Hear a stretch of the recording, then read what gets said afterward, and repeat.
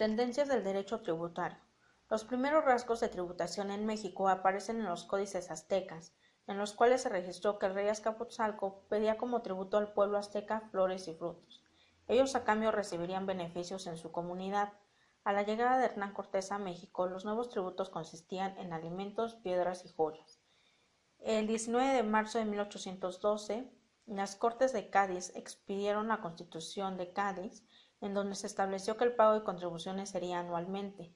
Cuando Antonio López de Santa Anna asume el poder, decreta una contribución de £1 por cada puerta, 4 centavos por cada ventana, decreta también un impuesto de 2 pesos mensuales por cada caballo frisón y 1 peso por cada caballo flaco, además de 1 peso al mes por la posesión de cada perro. El 20 de julio de 1921 surge la famosa Ley del Centenario, donde se enuncian los términos de renta y de ingreso. Es en 1925 cuando se da por primera vez una definición de ingresos. En 1857, en el artículo 31, fracción cuarta de nuestra Carta Magna, se establece la obligación de contribuir con los gastos públicos.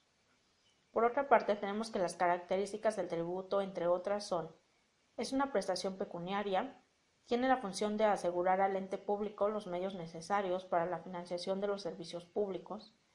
La actividad tributaria del Estado está limitada por el principio de legalidad, consistente en que los tributos deben estar establecidos en ley, así como la capacidad contributiva, consistente en que la obligación de contribuir debe ser en proporción con la capacidad contributiva del sujeto, ya que no puede afectar el mínimo vital y tampoco puede ser confiscatorio. A su vez, las ramas del derecho tributario son: derecho tributario sustantivo. Se encarga de regular el nacimiento, efecto y extinción de la obligación tributaria. Derecho tributario administrativo. Es el conjunto de normas que regulan la actividad administrativa pública que se encarga de la determinación y recaudación de las contribuciones. Derecho constitucional tributario. Es el conjunto de normas jurídicas previstas en nuestra Carta Magna que regulan la actividad de la Federación, la relación de ésta con los estados y con los municipios. Derecho procesal tributario.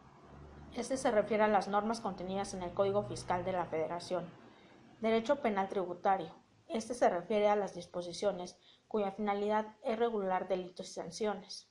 Derecho internacional tributario. Son normas convencionales cuya finalidad es evitar los problemas de doble tributación y de evasión, principalmente. En cuanto a las facultades designadas a la Federación, a los estados y a los municipios, tenemos que se encuentran regulados dentro de nuestra Constitución política. En cuanto a las facultades de la Federación, se regulan en los artículos 73, fracción 29, artículo 118, fracción primera y artículo 131, primer párrafo. En el artículo 117 se establece la facultad de los estados. En el artículo 115, fracción cuarta, se menciona la facultad de los municipios.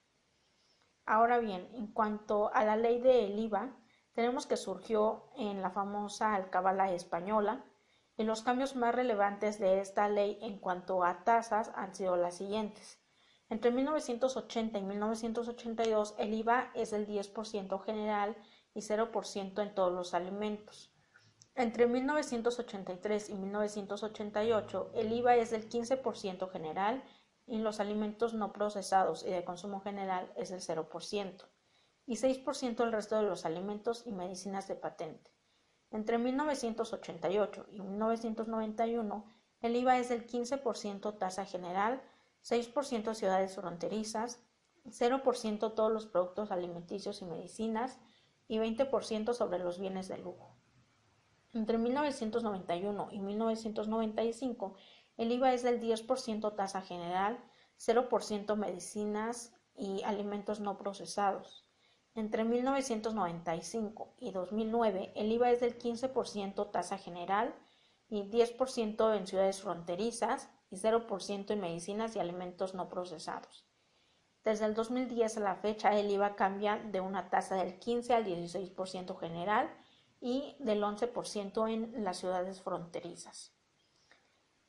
Algunos cambios importantes que se derivan de la ley del IVA son: se exenta la enajenación de casa a habitación, se elimina la exención en el IVA a los servicios de educación, se elimina la exención al servicio de transporte público foráneo de pasajeros, se permite a las entidades federativas gravar los espectáculos distintos al cine y se aplica IVA a los chicles y gomas de mascar. En cuanto a la ley del ISR, tenemos que en 1921 surge la ley del centenario y es ahí donde se empieza a regular el ISR.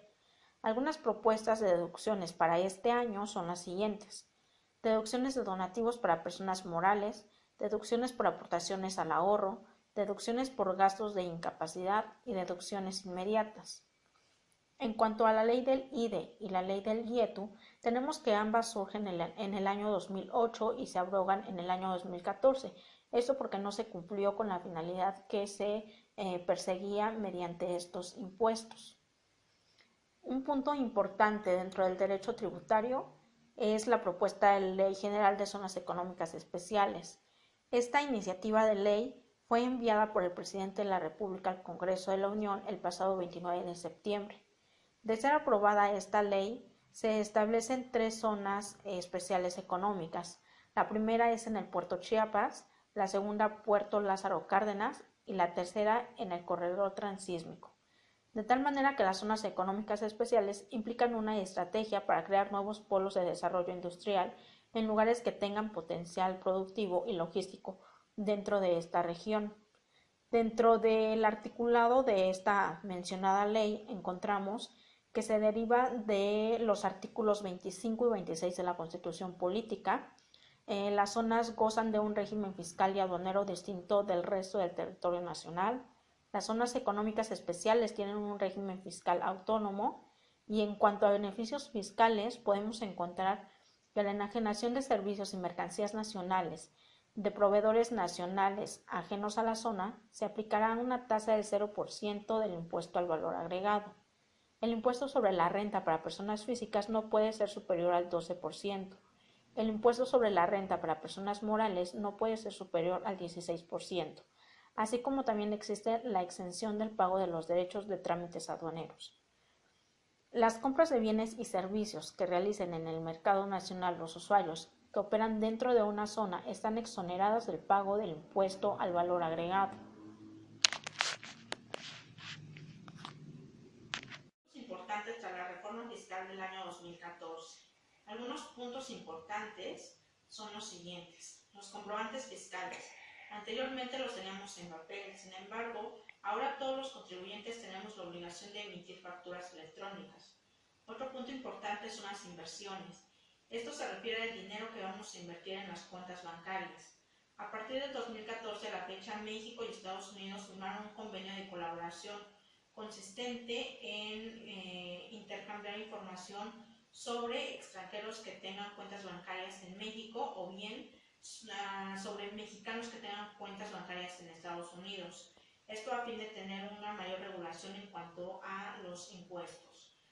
Otro punto importante es la contabilidad electrónica, ya que esta se va a realizar mes con mes y ya no como se venía haciendo de manera bimestral. Los dividendos son otro punto importante. Estas son las utilidades de una empresa y que va a compartir entre los socios o accionistas. Estas utilidades tienen una retención del 10%. Se considera un impuesto definitivo y no es acumulativo. El régimen de incorporación fiscal. Con esto desaparece la figura de retecos y el de régimen intermedio. Estos ahora pasan a formar parte del régimen de incorporación fiscal. Hacienda otorgó beneficios a este nuevo régimen en cuanto al pago del ISR, ya que en el año 2014 estuvo exento el 100% del pago del ISR. En el año 2015 estuvo exento el 90% y en el presente año está exento el 80%. Año con año irá incrementando el impuesto a pagar y esto es un apoyo a los pequeños contribuyentes.